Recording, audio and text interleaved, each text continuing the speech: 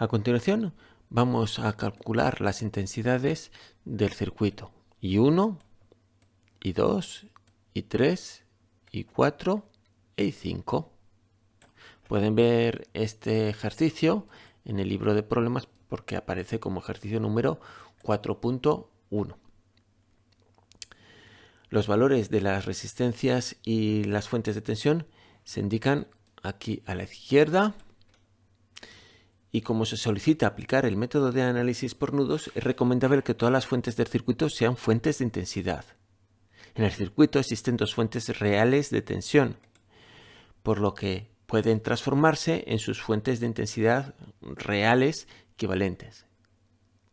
El circuito, equivalente al dado para todos sus elementos, salvo para aquellos que intervienen en la transformación de las fuentes, es el que se muestra en la parte inferior. Las fuentes reales de intensidad se construyen cambiando la posición de las resistencias, que pasan de estar en serie con la fuente ideal de tensión a estar esas resistencias en paralelo con la fuente ideal de corriente, cuyo valor se obtiene dividiendo el valor de las fuentes ideales de tensión por sus correspondientes resistencias. A continuación, se determina el número de nudos del circuito que se van a considerar para la aplicación del método de análisis. En este circuito, la parte inferior del circuito, al estar unida por cables o cortocircuitos, se considera un único nudo. Como es el nudo más extenso, se tomará como nudo cero o de referencia. A continuación, se nombra el resto de los nudos en orden de lectura utilizando el orden alfabético. En la esquina superior izquierda tendremos el nudo A y en la esquina superior derecha el nudo B.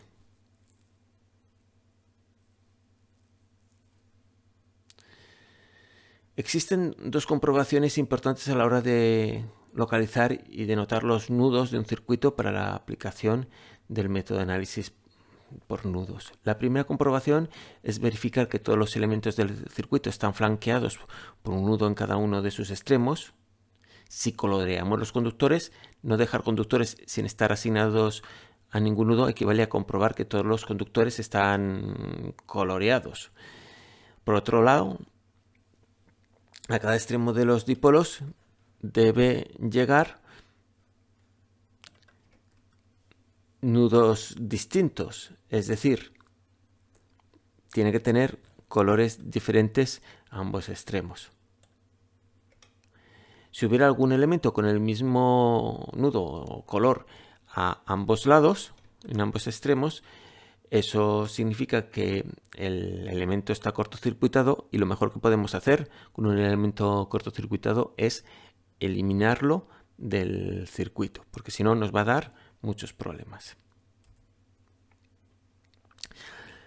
La segunda comprobación es verificar que no hay nudos unidos por un cortocircuito que tengan distinta designación. Si coloreamos los conductores de forma secuencial, todos los trazos deben acabar en dipolos, como resistencias, fuentes, etc. Por tanto, no vamos a tener ahí ningún problema. También nos acordamos de verificar que la polaridad de las fuentes reales de intensidad y las de tensión son las mismas porque las fuentes de tensión tienen el terminal positivo hacia arriba, la intensidad saldría hacia arriba, y las fuentes de corriente real, pues también la corriente sale por arriba, el terminal positivo estaría arriba. A continuación, se dibujan las tensiones del resto de nudos con respecto a referencia. Para mayor claridad, sustituiré los valores de los elementos que componen el el circuito e indicaré las tensiones UA0 y V0 en la siguiente. En el circuito tenemos dos nudos además del de referencia.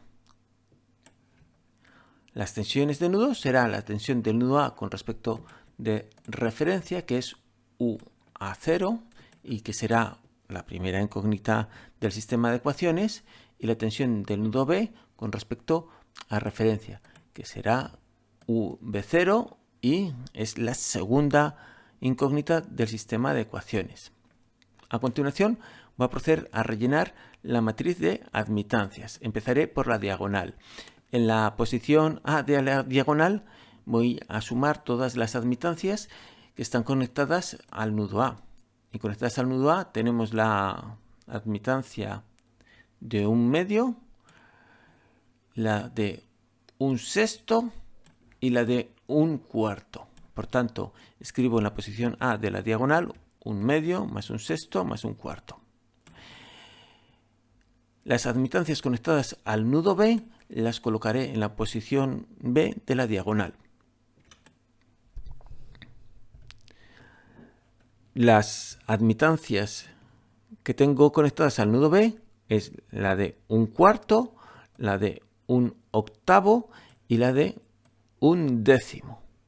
Pues en la posición B de la diagonal escribiré 1/4 más 1/8 más 1/10. Y en la posición A, B, tengo que escribir las admitancias, la suma de admitancias entre el nudo A y B, pero con el signo cambiado, con el signo negativo. Entre A y B tengo una admitancia de valor 1/4, entonces aquí escribiré menos 1/4.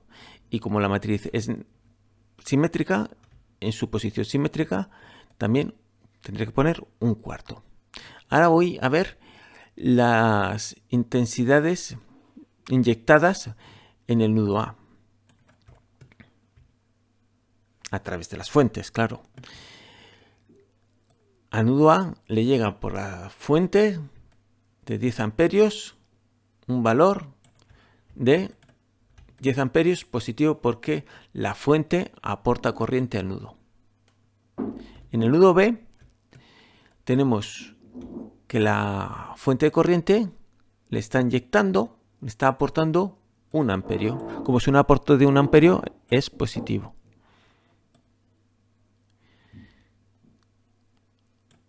Ese sistema de ecuaciones lo podemos escribir de forma más compacta y lo podríamos resolver, por ejemplo, con una calculadora. El resultado de la tensión del nudo A es de 13,408 voltios, la tensión del nudo A con respecto a referencia, y la tensión del nudo B con respecto a referencia 9,162 voltios. Para determinar las intensidades pedidas en el enunciado es necesario volver al circuito original y para ello hay que apoyarse en las tensiones o intensidades calculadas en el circuito analizado sobre los elementos que no se han visto afectados por los cambios. Entonces el nudo A y el nudo B y el nudo de referencia siguen estando en el circuito original y por tanto la tensión UA0 y la tensión V0 serán las mismas en el circuito original y en el transformado.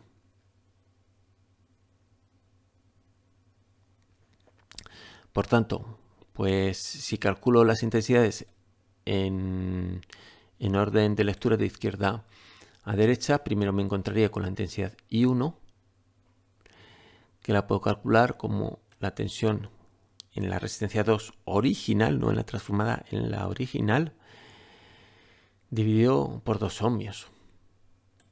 La tensión U1 la puedo calcular porque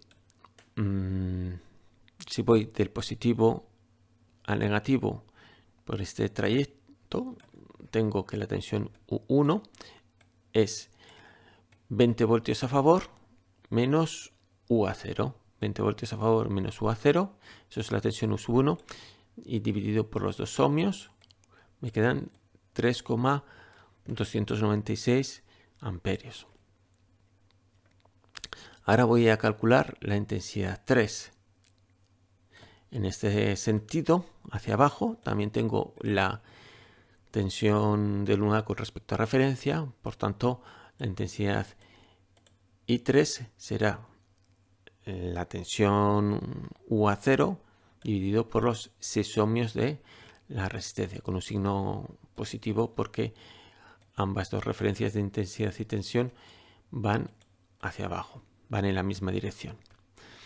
Haciendo la cuenta nos sale una intensidad de 2,23 amperios para intensidad 3. La intensidad 2 pues la puedo calcular dividiendo la tensión del nudo A menos la del nudo B por 4, o bien aplicando en este nudo un balance de corrientes. Entra I1 y salen I2 e I3, por tanto I2 la podría calcular como I1 menos I3 y sale un valor de 1,061 amperios. A continuación calculo la intensidad que va por la rama de la fuente de 8 voltios, que es la misma que circula por la resistencia de 8 ohmios en el circuito original que tenemos aquí, y podemos calcular ese valor de la tensión U4 yendo del positivo al negativo por un camino que conozcamos las tensiones. Yendo de positivo a negativo nos encontramos V0 a favor y 8 voltios en contra, porque aquí habría que dibujarnos una referencia en sentido contrario. Son de más a menos V0 a favor y 8 voltios en contra. Por tanto, esa tensión U4 la divido por 8 ohmios y me sale 0,145 amperios. Y la última intensidad que necesito calcular es la intensidad en la resistencia de 10 ohmios, que está sometida a una tensión V0. Además, como la intensidad 5 y la tensión V0, ambas dos van en el mismo sentido, las dos van hacia abajo, pues simplemente dividiendo V0 por 10 ohmios tenemos el valor de la intensidad I5, que es 0,916 amperios. Y aquí el problema se acabaría.